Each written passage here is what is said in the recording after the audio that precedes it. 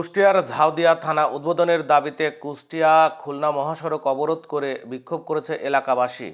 আজ সকাল 9:30 থেকে সদর উপজেলার বৃত্তিপাড়া বাজারে ঝাউদিয়া থানা বাস্তবায়ন কমিটির উদ্যোগে সড়কে টায়ার জ্বালিয়ে অবরোধ করেছেন তারা। ঝাউদিয়া সহ আশপাশের 6 ইউনিয়নের কয়েক হাজার মানুষ এই কর্মসূচিতে অংশ নিয়েছে।